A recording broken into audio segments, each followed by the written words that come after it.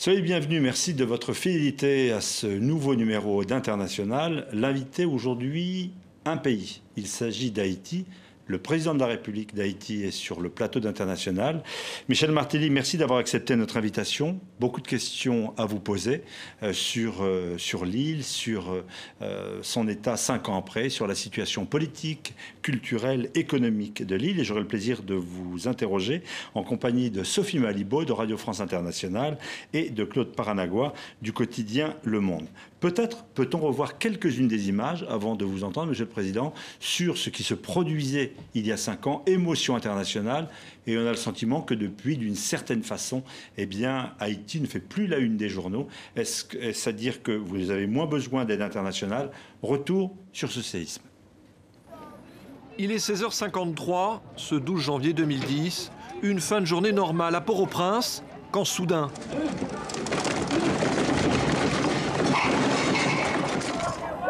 Ces soldats brésiliens de l'ONU filment avec leur téléphone l'apocalypse, un séisme de magnitude 7 sur l'échelle de Richter. La plus grande catastrophe naturelle jamais vécue en Haïti emporte en quelques minutes la vie de plus de 230 000 personnes. Dans les jours qui suivent, des milliers de gens se retrouvent sans abri.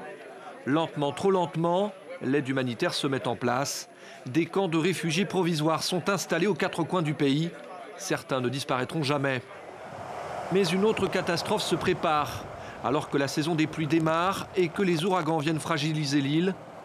Les maladies se propagent dans les camps aux conditions sanitaires déplorables.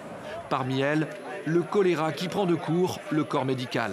Nous sommes ici depuis 2 semaines. Au début, nous avions 20 admissions par jour. Mais ces derniers jours, on comptabilise 200 cas quotidiens.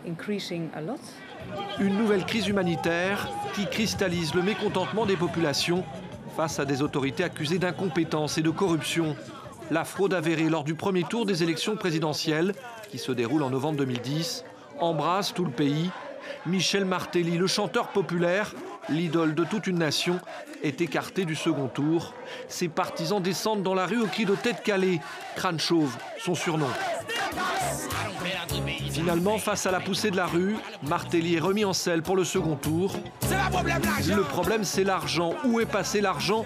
Où est passée la BMW? Chante Martelly contre la corruption. Il est facilement élu dans la foulée. Je serai le président de tous les Haïtiens sans exclusive. Ensemble, nous marcherons unis pour le drapeau, pour la patrie. Avec ce jeune président plutôt libéral mais proche du peuple, Haïti pense avoir tourné la page de la malédiction. Mais le pays tarde toujours à se reconstruire.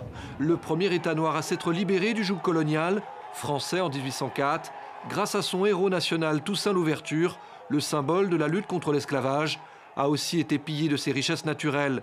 Il ne s'en est jamais vraiment remis, en perpétuelle instabilité politique depuis.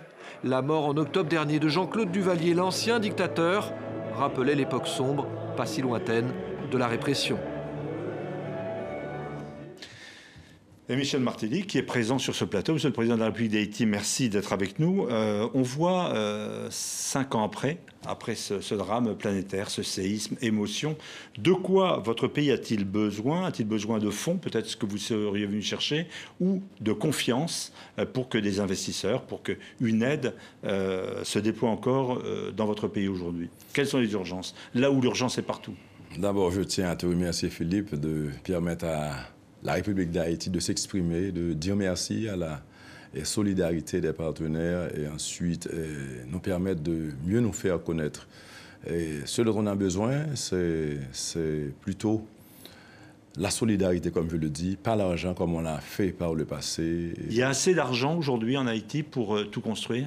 Je dirais, pour commencer, que les idées valent plus que l'argent. Déjà, le fait, la mauvaise gouvernance nous prive de bonne gestion d'argent. Donc, ce n'est pas l'argent, c'est la capacité, c'est le sérieux, ce sont les projets, les idées. Donc, c'est pour ça qu'on ne demande pas de l'argent, qu'on propose un partenariat, on offre des opportunités, un joint venture pour que ensemble on puisse arriver à faire ce travail. Mais les infrastructures font toujours défaut. Il y a des villages de tentes, il y a des baraquements. C'est toujours la réalité de votre pays? C'est pas totalement vrai parce qu'au niveau des tentes, par exemple, arrivé à la présidence, on avait 1 500 000 gens qui vivaient dans les rues. Aujourd'hui, on en a moins que 40 000. Ça veut dire que 95% de ces gens ont été relogés. Certainement, 40 000, c'est beaucoup. Mais il faut comparer ce qui a été fait par rapport à ce qui reste. Et on continue. Et je souhaite que d'ici la fin de mon mandat, il n'y aura plus de gens à vivre sous cette tente. Vous voulez dire que... Sophie Malibaud, RFI. Vous voulez dire qu'en l'état actuel, votre pays ne peut pas absorber l'aide qui a été promise au moment du séisme? De l'aide qui a été promise, on en a reçu à peu près qu'un tiers, à peu près 4 milliards sur 12 milliards de promis. Et en plus de ça, aujourd'hui, on n'a rien à montrer pour ces 4 milliards parce que n'ayant pas la culture du tremblement de terre, n'ayant pas un plan pour répondre à cette catastrophe, on a utilisé, les ONG, les partenaires, ils ont utilisé cette somme pour nous aider à survivre. C'était une question de nourriture gratuite, d'eau gratuite, de grands bateaux qui sont venus et qui ont sauvé des vies. Mais c'est après qu'on a reçu la facture. Donc tout ça est rentré dans ces 4 milliards. Aujourd'hui, il y a un bâtiment qui a été bâti qui a été construit avec ces fonds. Donc c'est pour vous dire que ça nous a fait quoi? On s'est dit, bon, la reconstruction n'a pas vraiment commencé et on ne peut pas dépendre tout le temps de l'aide. Donc il va falloir qu'on change de mentalité. Et c'est pour ça que depuis l'époque de la campagne, je disais, avant de savoir comment ça allait se passer, que la reconstruction n'avait pas seulement à voir avec les bâtisses, les routes, tout ça, les édifices, c'est surtout la mentalité. Il faut rebâtir l'homme haïtien, l'âme haïtienne. Michel Martelly, il y a un terme qui est né de cette situation, c'est le terme ONGisation. Ce qui veut dire que les ONG font leur boulot parcellaire, mais qu'il n'y a pas une vision, un appareil d'État qui structurait tout ça, qui construirait, au fond, les axes importants. Faillite d'un État, les ONG font au mieux. Est-ce que votre État, aujourd'hui, est à la hauteur de la situation? Les partenaires, par le passé, ont préféré utiliser les canaux des ONG pour construire, pour aider Haïti. C'est une défiance de l'État? Certainement, basée sur le fait que l'État était corrompu par le passé. Et jusqu'à présent, puisque la corruption aussi, c'est une mentalité. Quand c'est partout, c'est difficile à atteindre. Ce n'est pas écrit sur le visage de quelqu'un qu'il est corrompu. C'est quand on le découvre qu'on peut agir. Elle existe encore, la corruption, aujourd'hui, dans votre pays? Certainement, certainement. Et elle existe un peu partout, la corruption. Il s'agit d'identifier les corrompus. Il s'agit de faire comme on le fait, passer des lois sur la corruption, sur le blanchiment, et renforcer les unités qui luttent contre la corruption, renforcer la justice, la police, pour que les corrompus soient punis et pour les décourager et gouverner, par exemple, aussi. Justement, donc il n'y a toujours pas d'armée dans votre pays. Il y a encore des forces onusiennes, la MINUSTAH. Jusque quand est-ce que vous estimez que ces forces onusiennes doivent être présentes sur le terrain? Il est prévu que ces forces s'en aillent d'ici, commencent un retrait graduel d'ici juin 2015.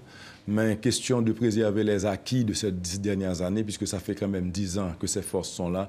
J'ai proposé au secrétaire général Ban Ki-moon d'attendre les élections présidentielles qui auront lieu d'ici novembre pour s'assurer qu'en cas de chaos, puisque pour certains, c'est le chaos qui devrait régner pour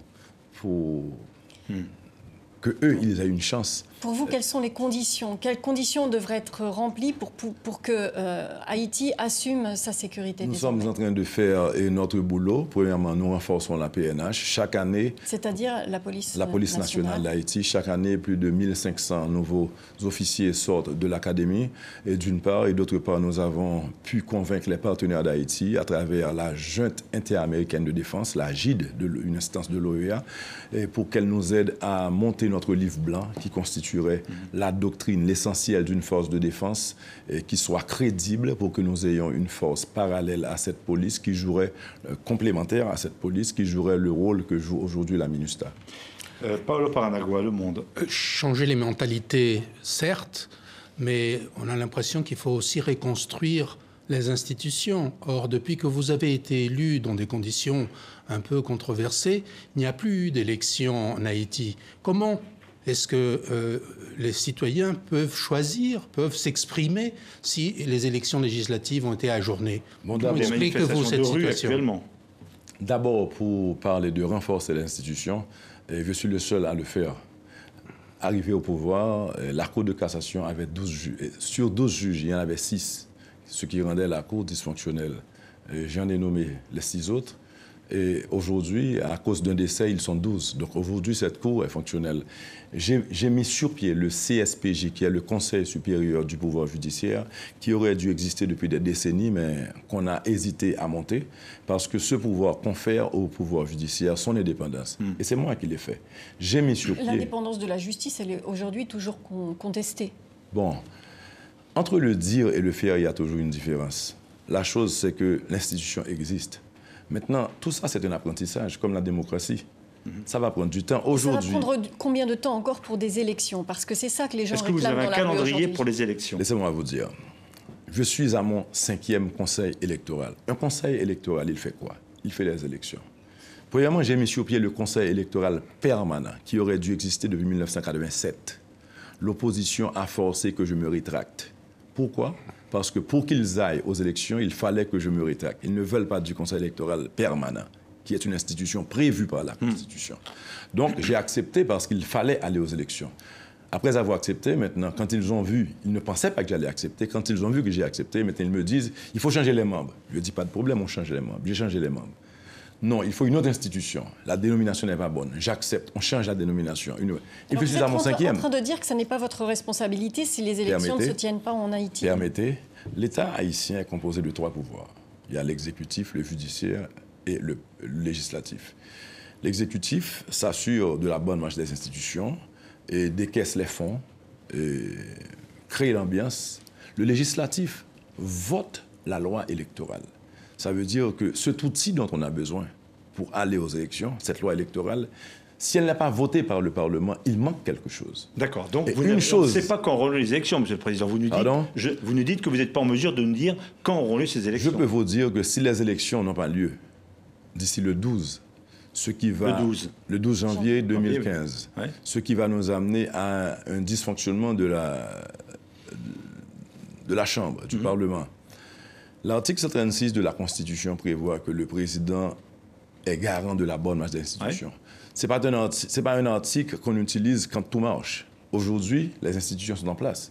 C'est aux institutions de faire leur boulot. Certains estiment que vous traînez des pieds et que, en fait, vous attendez d'en arriver à ce stade où vous pourrez, en fait, gouverner par décret. Si l'argent est débloqué, l'institution, le CEP est mis en place, l'exécutif n'a plus rien à voir que de convoquer le peuple en ses comices quand le CEP a ce outil électoral qui est la loi électorale et qui n'existe pas d'ailleurs. La preuve que je veux aller aux élections, c'est qu'une fois qu'on arrivera à un dysfonctionnement, ma première décision sera de convoquer les élections. Donc vous attendez déjà d'arriver au dysfonctionnement. Vous savez d'ores et déjà que vous ne pourrez pas l'éviter. Je suis peut-être à mon 4e dialogue avec tous les secteurs de la vie nationale. Est-ce que c'est un vrai dialogue ? Un vrai dialogue. Un vrai dialogue. D'ailleurs, la preuve, on m'a demandé un gouvernement d'ouverture, j'ai envoyé des ministres, j'ai ouvert à l'opposition. On m'a à chaque fois demandé un nouveau conseil, je l'ai fait. Donc, Michel Martelly, vous nous dites, si les élections n'ont pas lieu, je n'y peux rien en tant que président. Non. Et le moment venu, je les organiserai si on est en crise. Je n'y peux rien en ce moment, parce qu'un pouvoir que je n'ai pas, c'est de forcer le Parlement à voter. D'ailleurs, ce que je n'arrive pas à comprendre, c'est que ils n'ont pas voté non à la loi électorale. Ils ne tiennent pas de séance. Donc là, ça vous dit tout simplement que c'est une idée de blocage de leur part. Ce n'est pas une idée de ne pas accepter un article ou... On ne va pas faire de droit constitutionnel, mais il y a des manifestations de rue. Vous dites, au fond, ce n'est pas de ma faute. Il y a des manifestations qui contestent cette situation. Vous dites, la balle n'est pas dans mon camp, quoi. Les manifestants vous sortent même le carton rouge. Je vous dirais tout simplement que, les protestations... c'est un outil démocratique. Donc, il n'y a rien de mal avec les protestations. Deuxièmement, dans ces protestations, il y a de ces parlementaires qui refusent de voter la loi et maintenant qui demandent les élections. Donc là, moi, je me perds. Et pourquoi il y a des manifestants en prison, alors, si c'est leur droit de manifester? Je ne suis pas au courant qu'il y ait des manifestants en prison. La loi prévoit qu'on peut manifester, mais il faut éviter la violence. Maintenant, s'il y a des gens qui font du désordre et qui a des poursuites contre ces gens, ça c'est à voir avec le pouvoir judiciaire. Le président n'arrête pas un manifestant, le président n'a rien à voir. Au contraire, je supporte. Vous savez qu'Haïti est devenu... Les informations qui sont parues dans la presse locale, en Haïti, la presse évoque une vingtaine d'arrestations. Vous le contestez? Bon, je ne suis pas les questions d'arrestation. Nous avons laissez-moi vous dire. Ça n'est pas grave s'il y a des prisonniers politiques en Haïti? Si on a des prisonniers politiques, je saurai. Si ce sont des prisonniers politiques, ça sortira peut-être de mon mouvement. Donc, puisqu'il n'y a pas, il n'y a rien qui sorte de mon mouvement, là, il n'y a pas de prisonniers politiques. Moi, les réflexions que je fais quotidiennement, ce sont des questions profondes. L'état de droit, par exemple, c'est aussi le droit pour l'enfant d'aller à l'école. Et c'est ce que je fais. Arrivé à la présidence, 85% des écoles étaient des écoles privées. Aujourd'hui, grâce à mon programme d'éducation gratuite et universelle, 1,7 million d'enfants sont à l'école gratuitement. Dans un pays pauvre comme Haïti, le transport de ces enfants à l'école est gratuit aujourd'hui. Donc c'est ça les vrais problèmes. Parce que quand j'ai parlé de reconstruire Haïti, c'est reconstruire l'homme haïtien, la mentalité haïtienne. Maintenant, s'il y a des gens qui font du désordre, il faut pas confondre l'anarchie et la démocratie. On n'a fait que détruire. Et c'est ce qui fait que Haïti soit dans cet état aujourd'hui. Et il faut prendre du temps pour réfléchir et se dire, au moins, il faut protéger ce qu'on a. Monsieur le Président Martelly, si jamais la situation dégénère dans la rue, est-ce que tous ces efforts que vous fournissez sur le terrain de la santé, de l'éducation, ne risquent pas d'être remis à néant? Une protestation dans la rue, même si elle est hebdomadaire, quand il s'agit de 500 personnes, quand il s'agit de 1000 personnes, ça ne représente pas une population. Tout comme avoir été élu à 67%, ça voulait dire tout simplement qu'il y avait au moins 30% de la population qui ne supportait pas le président. C'est pas l'image d'une démocratie en panne en Haïti aujourd'hui, face à cette situation? Mais la démocratie, on l'avale par un jour. On est passé d'un système dictatorial à la démocratie en une nuit, sans un apprentissage, vous savez, et les Haïtiens ont confondu la démocratie avec l'anarchie. On a tout détruit après. Un pays qui n'a pas les moyens pour se construire, et à chaque fois qu'on renverse un président, à chaque fois qu'un président s'en va, on écrase. Quand est-ce qu'on va commencer à... Mais pourquoi est-ce qu'il y a eu cette tradition de gouvernance aussi terrible, presque dictatoriale? Quand on revisite ces dernières décennies, il n'y a pas une gouvernance dont on peut se dire elle répond à un certain nombre de critères de loyauté, de respect de sa population. On ne va pas reparler des Duvalier ou d'autres, ou de Titide, mais il y a quand même une situation très complexe. Je dirais que nous faisons la différence. Aujourd'hui, Haïti est classé 47e après les États-Unis dans les questions de liberté de presse. Ça veut dire beaucoup pour moi. Et je dois vous dire que c'est parce que je suis victime et que je l'accepte. Parce que je comprends que la liberté de presse, c'est un outil de la démocratie. Et je veux le préserver. Maintenant, Jean-Claude Duvalier est décédé, mais est-ce que vous n'avez pas envoyé un message assez peu clair sur ce personnage qui a quand même été responsable... Il n'a pas été jugé, il n'aura jamais été jugé. ...de violation des droits de l'homme. Il est décédé de sa belle mort. Voilà, il n'a pas été jugé. Il y a toujours des plaintes. Est-ce que les plaintes vont pouvoir... Est-ce que la justice va continuer son travail? Le président n'a pas été jugé. Le président Martelly ne juge pas. Donc là, il faut voir avec la justice. Une institution qui, elle aussi, est faible. Il faut l'admettre. Les institutions sont faibles en Haïti. Et c'est ce que nous faisons. Nous sommes en train de les renforcer. Et plusieurs gens ont tenté de m'influencer pour me dire il faut le juger. Mais déjà, me demander ça, c'est me demander de m'ingérer dans les questions de justice. Vous savez, c'est à la justice de faire son travail. Là, maintenant, le président est décédé et on me dit qu'il n'a pas été jugé. Ben, c'était pas à moi de le juger. On me dit que... Est-ce que vous comprenez le sentiment des victimes? Est-ce que vous comprenez que les victimes ont besoin de vérité et de justice? Est-ce que vous pensez que du point de vue de la réconciliation de la société avec son histoire, juger Duvalier aurait été important? Certainement, c'était à la justice de le faire. Et c'est pour ça que, président de la République, même quand l'institution, la présidence, reconnaît que c'est un président qui est mort, on n'a pas fait de funérailles officielles parce que Duvalier en lui-même, c'est un sujet qui divise les Haïtiens. Aujourd'hui, pour nous, l'idée, c'est de réconcilier les Haïtiens, qu'on s'unisse pour rebâtir notre pays. Merci Michel Martelly. Nous avons une courte pause d'actualité. On vous retrouve dans exactement 1 minute 30.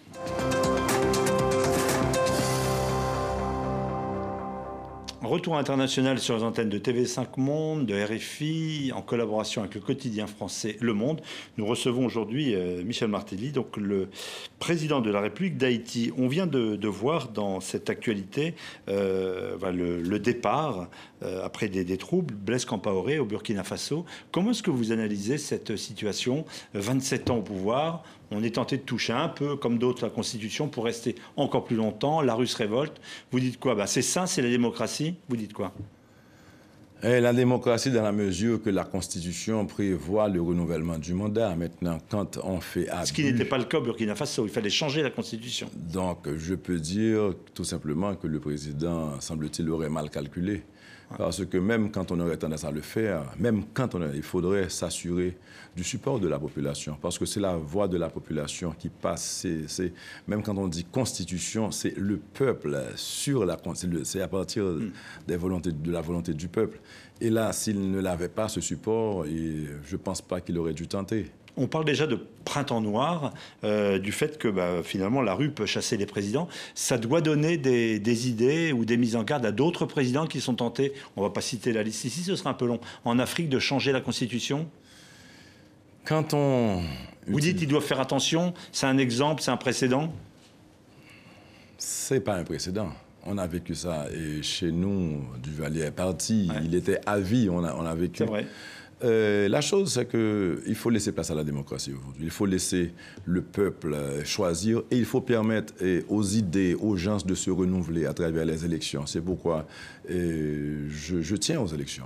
Ouais, vous-même, vous fixez un délai, vous dites, voilà, je fais 2 mandats, la Constitution, après je fais autre chose. Moi, je sais que mon mandat, c'est 5 ans. J'ai le droit de briguer un second mandat après avoir attendu 5 ans. Mais même ce deuxième mandat, je ne suis pas encore sûr que je vais le briguer. Si mon mouvement se perdure à travers une nouvelle équipe, parce que pour moi, c'est l'éducation gratuite. Pour moi, c'est une nouvelle Haïti. Pour moi, c'est une nouvelle société. Pour moi, c'est une Haïti qui se tient debout. Mais vous n'êtes seul. pas président à vie, c'est ce que vous nous dites. C'est ça. Parfait. C'est ça. Je ne suis pas président à vie. Le Premier ministre d'aujourd'hui pourrait devenir le président de demain? Ça dépend de lui. Et pourquoi pas n'importe qui. Ça dépend de lui et du peuple. Non, ça dépend de lui en termes de vouloir être candidat, de choix être candidat. Maintenant, ça va dépendre du peuple. Le peuple choisira qui il voudra. Mais alors, justement, le peuple, pour l'instant, il n'a pas été en mesure de voter. Aujourd'hui, il y a des gens qui demandent votre démission. Quand vous voyez ce qui se passe au Burkina Faso, est-ce que, quelque part, ça vous fait sentir l'urgence de la situation? Je tiens compte de tout ce qui se passe en Haïti, en ce sens que je suis au courant qu'il y a certaines manifestations. Je suis aussi au courant que ce sont des gens de l'opposition qui exercent une pression sur un pouvoir que je dirais aujourd'hui être très confiant qui jouit de la confiance du peuple. Pas plus tard que samedi soir, jusqu'à 1h du matin, on organise ce qu'on appelle le gouvernement Lacayo, où l'État se déplace, pas l'État, le gouvernement se déplace, tous les ministres, le Premier ministre, le Président. On va dans une ville de province, on va dans un quartier démuni, on s'installe, on passe 2 jours, on dort chez des pêcheurs s'il y a lieu. Et là, on est à l'écoute de la population. Et aussi, on apporte certaines choses à cette population. Donc la proximité entre le président de la République et la population, elle est à son meilleur point. D'ailleurs, c'est ce qui a fait de moi un président. J'étais déjà proche de cette population. Je reste proche d'elle. Oui, il y a des gens qui sont contre. Oui, il y a certaines gens dans les rues qui protestent. Mais il y a une majorité de la population qui sent... D'ailleurs, l'école gratuite, ce n'est pas pour moi, c'est pour cette population. Le transport gratuit, c'est pour elle. Donc, elle a confiance. C'est la première fois qu'on ressent qu'on a un État au service de la population. Donc vous repoussez les critiques selon lesquelles vous voyagez trop, vous faites de beaux voyages en Europe en ce moment par exemple, au lieu de vous occuper de la population actuelle. La critique aussi fait partie de la démocratie. Si je n'étais pas en Europe aujourd'hui, si je n'avais pas fait ce voyage, je ne serais pas sur le plateau avec vous en train de parler d'Haïti. Donc le voyage, lui, a son sens aussi, parce qu'il est important d'éclairer, il est important de rapporter, de raconter au monde et de les mettre en confiance aussi. Cette semaine, à Haïti, s'est rendu un des diplomates américains de haut vol, Thomas Shannon, qui essaye de trouver une solution à l'impasse institutionnelle politique haïtien, au fait que justement, il n'y ait pas eu d'élection, comme prévu le 26 octobre, qu'on ne sait pas s'il y aura des élections en janvier. Vous ne trouvez pas que c'est quand même curieux qu'un diplomate américain fasse le travail qui serait peut-être le vôtre en tant que chef d'État, de rassembler les différentes forces et de trouver une issue institutionnelle? Haïti, on s'est mis dans une situation où on vit, on a vécu de ce que les amis avaient à nous apporter. Donc ceux qui s'investissent, ceux qui paient, ceux qui s'assurent que la démocratie soit construite, installée au pays, s'intéressent aux affaires du pays. Certainement, c'est pas sous forme de... Ça ne vous embarrasse pas, c'est pas de l'ingérence pour vous, ça? Nous aider à gérer nos problèmes, par exemple, on ne peut pas avoir des élections. S'il y a des gens qui s'intéressent aux élections et qui nous aident à résoudre ce problème, pour nous, c'est une aide, c'est une forme d'aide. Parce qu'on n'est pas seul. On n'est pas seul chez nous, on n'est pas seul dans la région. Et une Haïti instable, créer une région instable est un voisin instable pour la République dominicaine. Donc on veut d'une Haïti stable. Et qu'est-ce que vous venez chercher ici en Europe? Vous êtes allé en Allemagne, puis en France. Vous rencontrez le président Hollande. L'Haïti qu'on veut construire aujourd'hui est une Haïti qui est ouverte aux affaires. Et je pense, je suis sûr, et ils me le disent, les hommes d'affaires, les entrepreneurs, ils se sentent plus rassurés quand ils parlent à l'exécutif, que l'exécutif se donne, ou du moins donne la garantie que l'État est là aujourd'hui pour les accompagner, pour créer des conditions attrayantes pour que ces investisseurs viennent à Haïti. Là, je suis venu, pas pour demander de l'argent, pas pour passer un bon moment.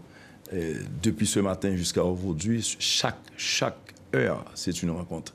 Donc, on ne s'amuse pas. J'ai vu le MEDEF international aujourd'hui. Les entreprises françaises. Les entreprises françaises. Il y en a plusieurs qui sont à Haïti. Il y en a qui ont certains problèmes. Qui vont investir chez vous? Il y en a qui s'investissent déjà. En attendant, les dernières évaluations du climat des affaires sont désastreuses pour Haïti, qui est l'un des derniers pays de la liste pour l'environnement des affaires. Désastreuses peut-être par rapport à la France, par rapport aux États-Unis. Je crois que sur 160 pays... Non, il faut voir ce que c'était avant. Jusqu'à... Il y a 2 semaines, pour former une compagnie en Haïti, ça prenait 10 mois. Aujourd'hui, on peut le faire en 7 jours. Politiquement, vous êtes où? Comment est-ce que vous vous situez politiquement? On vous a qualifié de libéral. C'est un terme qui vous convient bien. Vous seriez sur quel positionnement économique? L'État doit régir ou autre entreprise privée? Vous êtes dans quel site? Comment est-ce que vous définiriez? Je dois vous dire que je n'ai jamais été un homme politique. J'ai été un artiste. Mais vous êtes président de la République? Je priorise le développement. Ouais. Et je prends soin surtout de ceux qui ont été délaissés pendant ces 200 dernières années. Pas plus tard que hier, c'était en Allemagne, quelqu'un me pose la question, pourquoi le Palais national n'a pas été reconstruit? Ah oui. Le Palais national, je l'admets, c'est un symbole fort, c'est important. Quel président n'aurait pas aimé travailler à partir d'un palais? Mais ce n'est pas l'urgence pour vous? L'urgence, c'est cette population qui ne sait pas, ne comprend même pas ce que ça veut dire quarantaine, être mise en quarantaine. Si on a l'Ebola aujourd'hui en Haïti, qu'est-ce qu'on va faire? Parce que la question... Vous redoutez, par exemple, une épidémie, vous avez eu le choléra, c'est certain. Ebola peut se produire? Culturellement, nous avons aussi des problèmes. En Haïti, celui ou celle qui est malade, et parfois pense qu'il est mangé par le diable. Alors qu'on peut guérir l'Ebola, on peut guérir le choléra, mais culturellement, ils n'iront pas se faire soigner pensant que c'est une affaire diabolique. Donc là, il y a des choses à faire. Il faut reprendre la formation, l'éducation, le sens du civisme, le sens de responsabilité du citoyen envers l'État aussi. Ce n'est pas seulement l'État qui a... Vous savez qu'en Haïti, est-ce que vous savez qu'en Haïti, la gasoline se vend à meilleur prix, l'essence se vend à meilleur prix qu'on l'achète? Vous achetez tout du Venezuela, et donc vous êtes sous dépendance du Venezuela. On vend à meilleur prix qu'on achète. Ça veut dire qu'on perd. Mais pourquoi on le fait? Parce qu'en augmentant les coûts, on est conscient que tout va augmenter. Le coût de la vie va augmenter. Et une population qui n'a pas d'emploi va avoir des problèmes. Donc aujourd'hui, on est obligé de subventionner. Et c'est pour ça qu'on veut sortir de la logique d'aide, de la logique de don, pour entrer dans l'investissement, dans le développement durable, dans la création de richesses, dans la production agricole, des éléments qui vont relever l'économie et amener vie et espoir à cette population. Revenons sur le problème, si vous voulez bien, de l'état de droit, de l'instauration de l'état de droit et de la reconstruction de la vie politique. Est-ce que vous n'en avez pas fait trop en évoquant, en suggérant que vous demanderiez finalement l'oubli sur les crimes d'Aristide et des Duvalier? Oui. Laissez-moi vous dire, chacun a son choix, chacun mène sa bataille. J'ai gagné les élections, j'ai toujours vu qu'Haïti ressemblait à un pays qui était en guerre. On n'a jamais été en guerre. La guerre, c'était toujours entre nous. On s'est entre-déchirés. Donc je me suis dit, pourquoi ne pas réunir ces leaders autour d'une table? Pourquoi ne pas se pardonner? Pourquoi ne pas pardonner? Pourquoi ne pas demander pardon? Mais et le pourquoi blocage ne pas se mettre d'aujourd'hui, ensemble de telle sorte que la population elle-même fasse pareil? Parce que c'est ensemble qu'on pourra construire. Un président ne pourra pas construire un pays pour un peuple. Un ministre ne pourra pas construire un pays pour un peuple.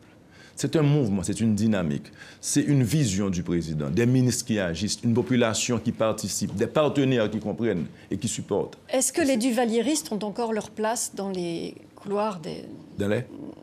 Est-ce que les duvalieristes ont encore leur place aux affaires? Donc les pères et fils qui ont été les dictateurs, je rappelle pour nous. Est-ce qu'ils ont leur place dans l'appareil? Est-ce qu'il est normal que le régime ne soit pas finalement poursuivi pour des crimes qui ont été commis? Le régime, comment identifier ce régime? À travers Duvalier, peut-être qu'il n'est plus. Non, il avait tout un entourage autour de lui. Il y a encore des victimes qui demandent que les crimes soient jugés et que Duvalier n'était pas seule personne responsable. Ils savent quoi faire, aller au-devant d'un juge, faire des dépositions et demander justice. L'appareil judiciaire n'est pas bloqué. Au contraire, je viens de vous dire qu'il est devenu indépendant.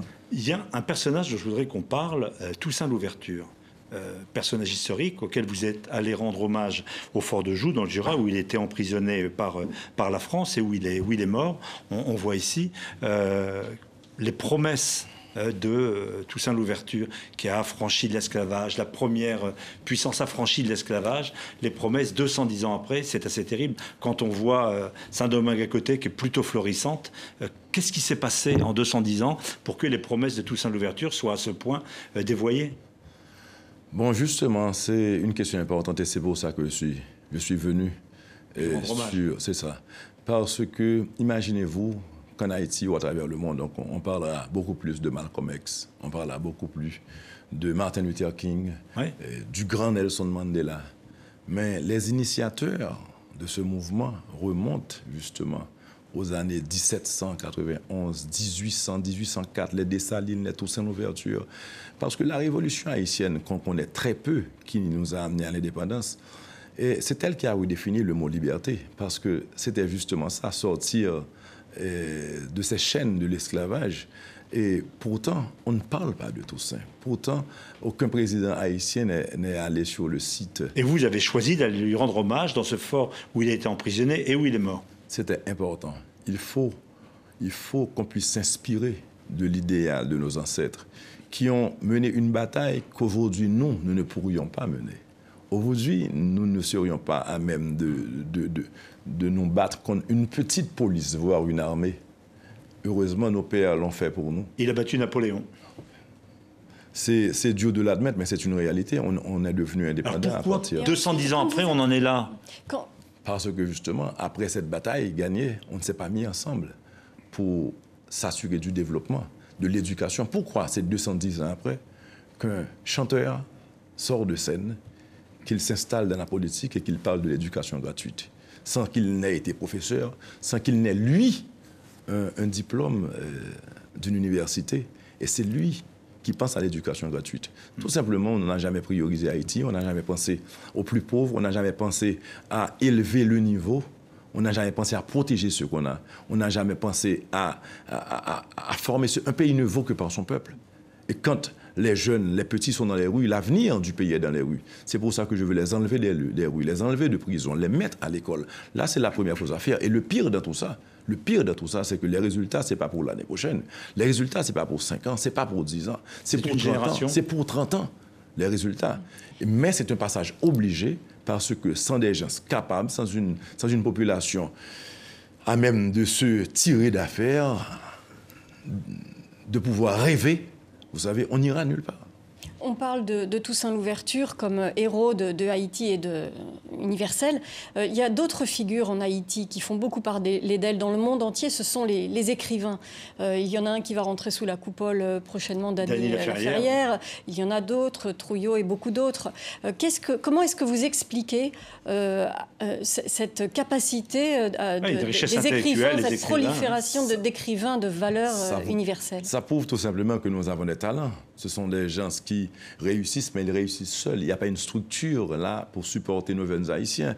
Et on a toute une génération de profs qui sont partis en Afrique, aller refaire l'éducation en Afrique. Et aujourd'hui, nous, en Haïti, parce que ces générations sont parties, on n'a pas reproduit ces capacités, on n'a pas transmis ces connaissances. Donc aujourd'hui, en Haïti, on souffre d'un manque de professeurs. La qualité de l'éducation en Haïti, elle est terrible. C'est maintenant qu'on prend des mesures encore. C'est vrai qu'on a agi sur la question de l'accès à l'éducation. C'est gratuit aujourd'hui, mais la qualité reste un problème. Et ce matin encore, j'en ai parlé au président Hollande. Pourquoi ne pas voir comment on pourrait avoir des professeurs français retraités, ceux qui sont à la retraite, qui viendraient à Haïti, travailler avec nous, on pourrait s'occuper du logement, tout ça, mais il faut... Qu'est-ce qu'il en pense, le président Hollande? Vous êtes d'accord? Superbe idée, superbe idée. On parle de la France, parlons aussi peut-être de francophonie. Dans un mois, à Dakar, sommet de la francophonie, et une haïtienne d'origine, Michaëlle Jean, qui est canadienne également, qui était gouverneur général, et candidate. C'est la candidate de votre pays. Ça sera un symbole important pour vous? Très important. Il est vrai que... aujourd'hui, on l'a dit aussi canadienne. Elle a été gouverneure au Québec. Gouverneur général, chef d'État, représentant de la reine d'Angleterre. Mais d'origine haïtienne. On est fiers d'avoir cette jeune haïtienne comme candidate et nous la supportons. Je crois aussi que le Canada fait pareil. Le Québec, le Nouveau-Brunswick et d'autres nations francophones. Pardon? Oui, d'autres nations francophones. Certainement. Est-ce qu'elle va gagner? On le souhaite ardemment. On s'en va à la francophonie. Je crois que c'est novembre. Donc on y sera et on a fait la plaidoirie aussi auprès de plusieurs présidents africains qu'on a rencontrés. On lui souhaite déjà bonne chance. D'ailleurs, avoir une femme... ça serait une première, pour succéder au président Diouf. Michaëlle Jean, c'est aussi une fille d'exilés du temps de la dictature des Duvalier. C'est aussi une femme qui a des convictions politiques, qui estime que l'impunité, c'est quelque chose sur lequel on ne peut pas passer. Qu'est-ce que vous pensez de ça? Et est-ce que vous pensez que la francophonie doit s'occuper de ces questions politiques? Je partage son opinion. C'est pour ça que je dis aujourd'hui, s'il y a des violences dans la rue, la justice peut agir. Parce que l'impunité, ce n'est pas tout simplement celui qui tue, c'est celui qui vole un bœuf aussi, c'est celui qui viole une jeune fille, c'est celui qui bat son épouse.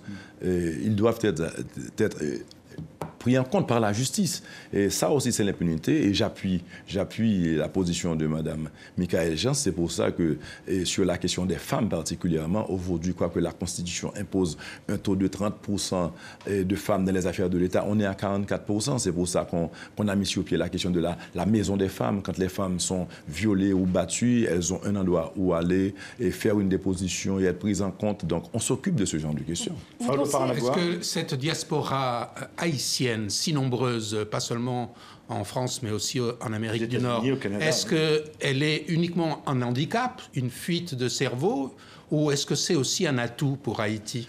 C'est un atout pour Haïti. Premièrement, la diaspora, quand elle s'en va, elle s'intègre. Elle fait partie de l'économie là où elle est. Elle rentre dans la construction. Là, le gouvernement américain a évalué, pas le gouvernement, je ne sais plus, on a évalué, aux États-Unis, on a évalué à 142 milliards de dollars les épargnes de la diaspora.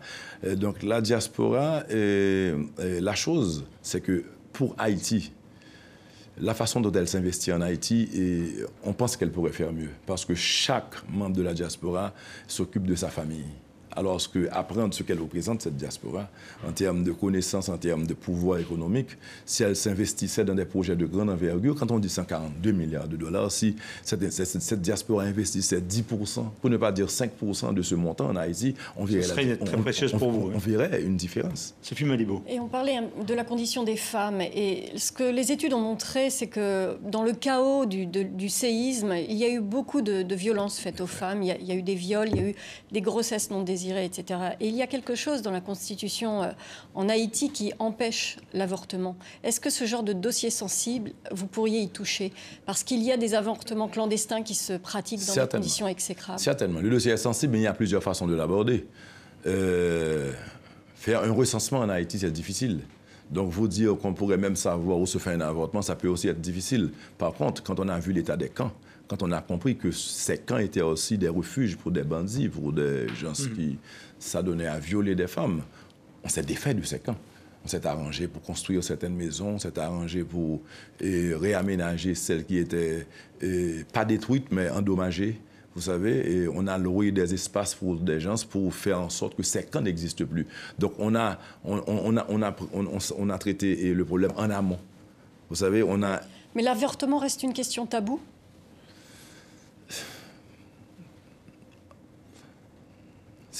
Pour moi, c'est une question de choix. Personnel? Choix personnel. Mais c'est interdit par la Constitution. C'est interdit dans la loi. C'est interdit par la loi. Il faut changer la loi? Je vous parle de moi. Mais est-ce qu'il faut changer la loi, Monsieur le Président? Bon, ça dépend des parlementaires. On pourrait proposer, si quelqu'un vient avec un argumentaire, je vous dis que pour moi, c'est une question de choix. Donc vous ne tranchez pas cette question? Je ne tranche pas.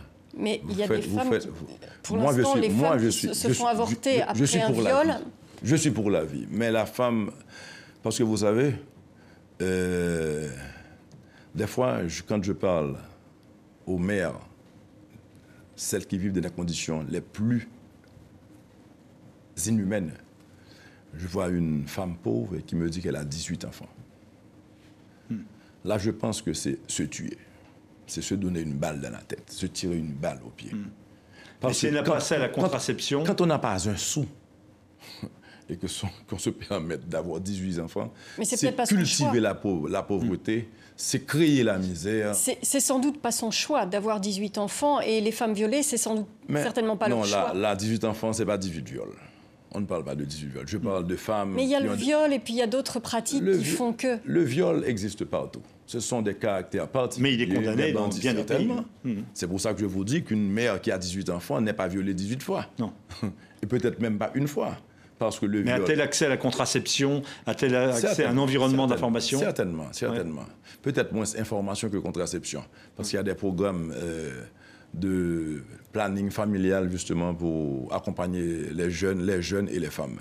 Vous devez comprendre que c'est pour ça qu'on veut relever le niveau économique en Haïti, parce que c'est une question de prise de responsabilité, de prise de conscience.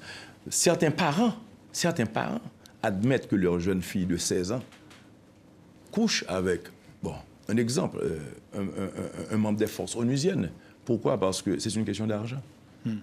Pourquoi vous choisissez l'exemple d'un membre des forces onusiennes? Il y a déjà beaucoup de griefs contre l'ONU. Non, c'est un exemple que je prends. La raison, c'est que quand on voit un agent de cette force, on pense qu'il a de l'argent américain, il a plus de moyens, donc c'est pour ça que je dis ça. Mais c'est pas, je suis un de ceux qui supportent cette force pour ce qu'elle a fait pour Haïti. En 2004, on était dans le chaos, et c'est à l'arrivée de cette force qu'on a pu rétablir la paix. Et c'est pour ça que je demande un retrait programmé de la MINUSTAH, pas qu'on la chasse du pays. J'apprécie le travail qui est fait, je le dis haut et fort à ma population et à la MINUSTAH. Et un retrait programmé, dans quel délai, Monsieur le Président? Pendant combien de temps encore les casques bleus resteront en Haïti? Ils avaient prévu de commencer en juin 2015 et de finir d'ici fin 2016, si je ne me trompe. Mais certainement, il y aura peut-être quand même certaines groupuscules qui resteront, les petits groupes qui resteront pour regarder, gérer, s'assurer que ça soit bon. Mais en gros, les forces militaires et les forces de police s'en iront.